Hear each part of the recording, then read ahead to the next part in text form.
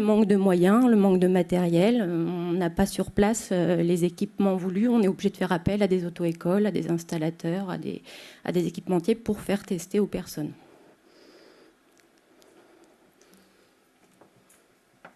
Voilà, pour continuer un petit peu justement sur les lieux d'information, il y a certaines associations spécialisées, comme le CEREM, que vous connaissez tous, je suppose, aujourd'hui.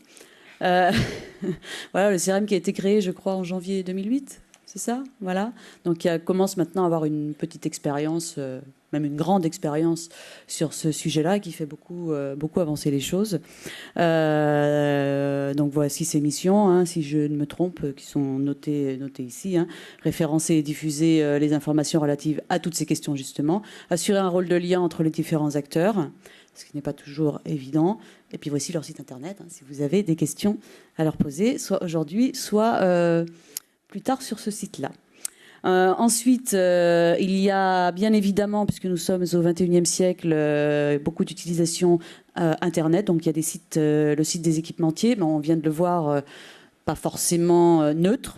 Voilà, mais ça peut quand même donner certaines indications et surtout donner des informations comparatives. Et puis il y a les bases de données, certaines bases de données spécialisées, comme celle du CRM entre autres. Alors, sans transition, nous parlons maintenant de la qualité de l'information. Ça rejoint un petit peu ce que ma collègue disait tout à l'heure, qui sont évoqués parfois par des professionnels multicasquettes, oui, qui sont soit évaluateurs ou distributeurs. Donc là, on voit un conflit d'intérêts avec peu de neutralité, sur une base de réglementation un peu floue parfois, avec des informations contradictoires, on l'a vu, certains vides juridiques parfois également, et puis les tests réalisés pour les homologations. Alors là, je parle des ceintures de sécurité, notamment pour les personnes obèses, les points d'ancrage de fauteuils roulants, comme on l'a vu tout à l'heure. Alors, comment s'y retrouver par rapport à la diversité du marché? Donc, certains matériels vendus sont présentés comme testés et répondant à des normes, comme la compatibilité électromagnétique, le déploiement de l'airbag. Est-ce vrai en cas de cercle volant au-dessus du volant? Se pose alors la question de la garantie du constructeur. À ce moment-là, s'il y a eu modification de la voiture, et donc de la responsabilité, voilà. Et puis, quelles sont les normes qui sont réellement obligatoires aujourd'hui? Enfin voilà, ça, je vous dis ça, mais c'est aussi les personnes qui nous le disent. Hein. Tout cela avec une réglementation qui n'est pas toujours adaptée à l'évolution du marché, puisqu'il y a beaucoup de choses qui évoluent, il y a des nouveautés qui sortent à peu près tous les mois, et la réglementation ne suit pas toujours. Voilà, je te laisse continuer. Donc en fait, comment s'y retrouver dans tout ça? Donc il y a différentes instances qui interviennent et qui vont finalement proposer des lois, des contraintes en fait à la personne qui acquiert son véhicule.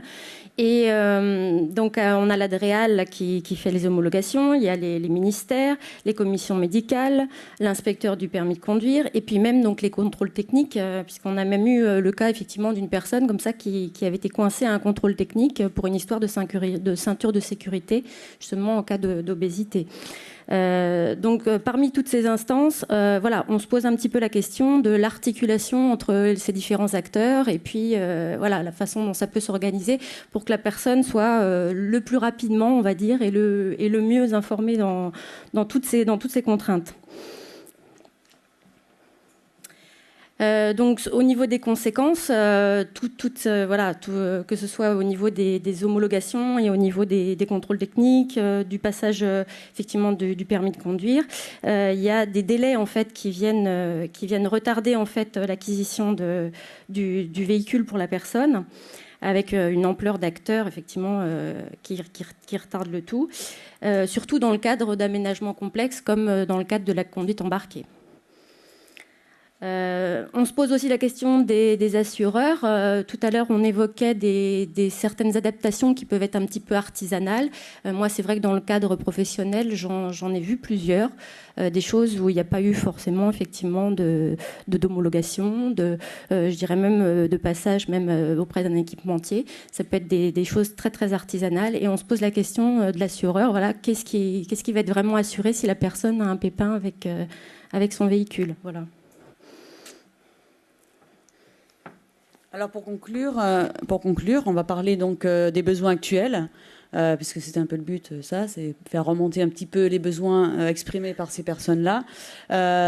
C'est peut-être clarifier et préciser justement cette réglementation, qu'elle soit plus claire et accessible à tous. Identifier tous les organismes dont on vient de parler, qui ont été évoqués depuis ce matin, spécialisés dans ce domaine. Alors peut-être quelques suggestions et réflexions pour une meilleure pratique et une qualité de service. Ça peut passer par la création, par exemple, d'un label professionnel en vue de garantir une bonne pratique. Pourquoi pas ? Le référencement de centres experts qui assureraient la mise en lien des différentes instances afin d'aboutir à une homologation homogène sur le territoire et sécuritaire. Et également la diffusion de l'information auprès de tous les professionnels concernés qui ont été nommés depuis ce matin. Voilà, donc je crois qu'on a un peu dépassé notre temps. Nous vous remercions de votre attention. Et là, nous avons nos deux sites internet puisque nous avons fait cette présentation en lien avec le CRM. Je vous remercie beaucoup.